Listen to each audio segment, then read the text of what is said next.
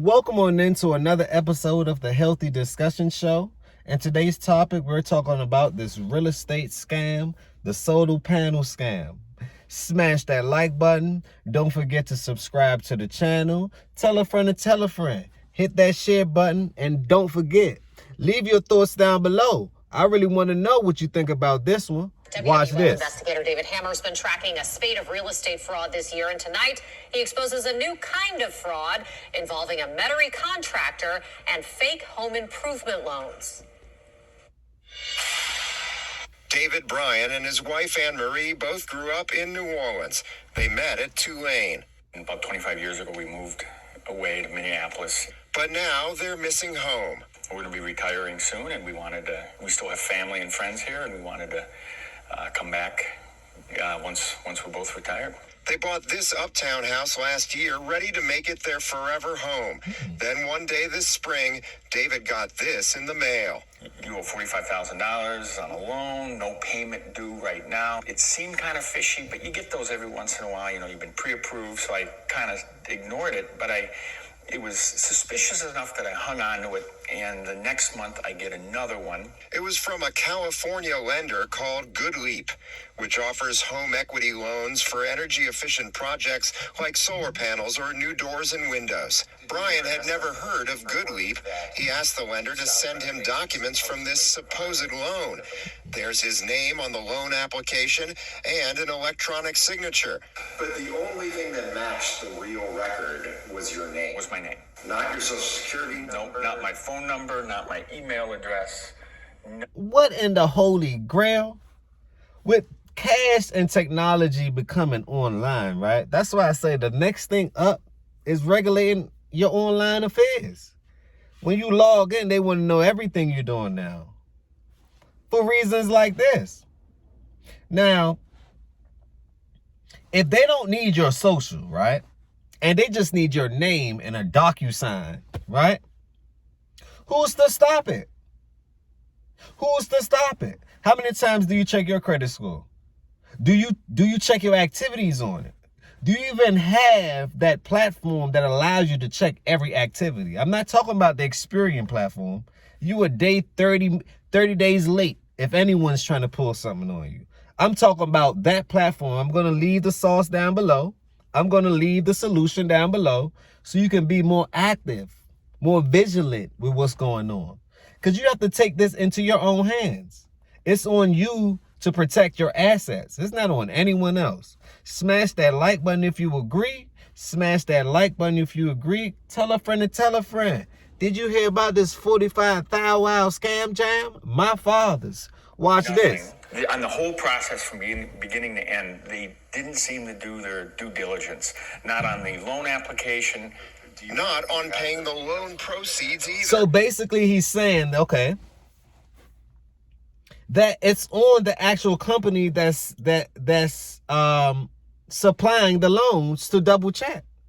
Where are their measures? Where are their firewalls? That's the ultimate question. So the question would then be, and leave your thoughts down below, who do you think is going to be held liable for this? A, is it going to be the homeowner? B, do you think the insurance company is going to give him a kickback of $40,000 to the insurance? C, the people that sold him the loan or authorized him to get the loan or forge the loan? D, leave your thoughts down below. I really want to know what you think. Who's held liable for this? But let's continue. Good Leap paid the construction company directly, Deep South Renovations, and they did it, and they didn't have any proof that the work was done, or anything. They just took their word for it that the work was done, paid them directly the $45,000. Good Leap slapped a UCC lien on Brian's property for the unpaid loan. It said he got solar panels, but he didn't. Deep South Renovations told Good Leap Brian got new doors and windows. He didn't, and he's far from alone. A UCC lien is where a creditor is putting a lien on a property to put others on notice that he has an interest in something in the property, whether it be furniture, equipment, or in this case, we had solar panels. Solar panels that never existed on the property, but that's what the UCC lien said. Lauren Griffin is a real estate attorney at Crescent Title.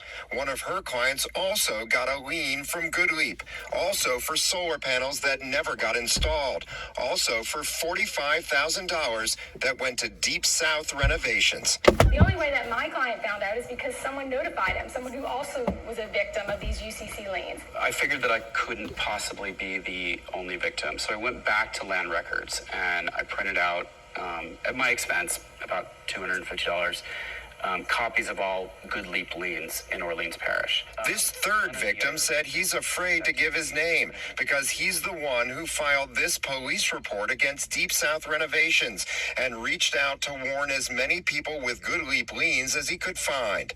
And subsequently I heard back from about 8. Now the FBI. So hypothetically, allegedly, supposedly, this seems like an inside job. Leave your thoughts down below. These construction companies with people from all over the world, they're just coming into America. What do you think? What do you think they're willing to do in order to get through? This is allegedly, supposedly, hypothetically, though. Smash that like button. Tell me what you know. Is investigating. The FBI called me and they said, no, it's more than 10. It's more than one lending company. Grande? Law enforcement sources say Goodleap paid Deep South almost $1 million for about 20 bogus loans. Hold on. Time out. They paid them 20? They paid them $1 million? So they walked away scot-free. Oh no. I see why the FBI involved. I see why they're involved. This is crazy. And this is what America is like today. This is what the world is like as we speak right now. The world is under all sorts of duress. It is. You want to know why? Because it's about to be a two-class society. It's either you're rich or you broke. It's no in between. It's no middle class. That's over with. Let me repeat. This middle class stuff, it's over with. You want to know why? The middle has been disseminated. It's no longer there. It's obsolete. So it's no time to play in this world. It's no time to play. But let's continue. The FBI twice, but I know that they're investigating. Investigating Deep South and its owner, Samantha McGee. I know that her contractor's license for this fake company that she established has been removed. This is Deep South's supposed office, a vacant storefront in Metairie. We found McGee recently took out a $450,000 purchase bond. Did y'all see that office? That office was not an office. Leave your thoughts down below. That was not an office. Samantha McGee. What does that sound like to you?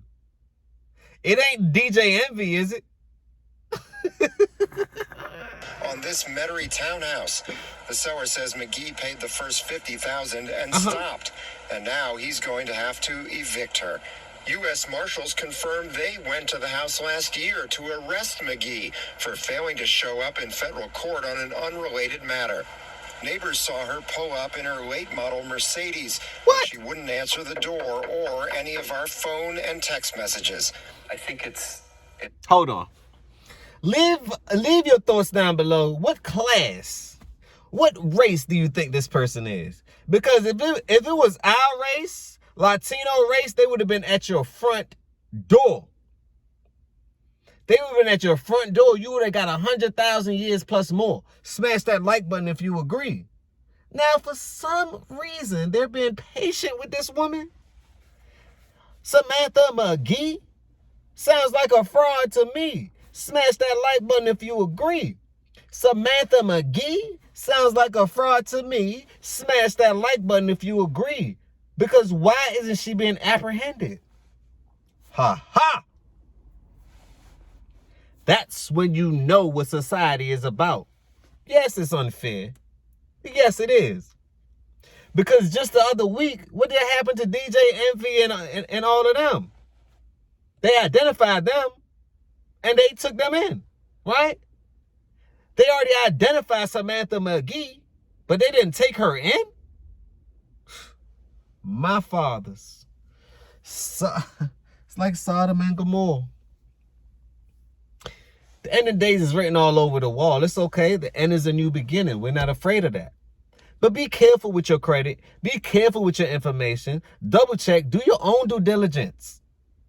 Because if some things are too good to be true, free solar panels, or you paying them to order you something and you didn't receive it, but then they charged you for it and you didn't get the product. My fathers. On that note, leave your thoughts down below. I'm going to leave the link to the entirety of this video. Go check it out. Go check it out. But remember, tell a friend to tell a friend. You got to be safe at the end. On that note, peace, blessings, and love. This is another Healthy Discussions show. Can we talk about it? I just want to talk about it.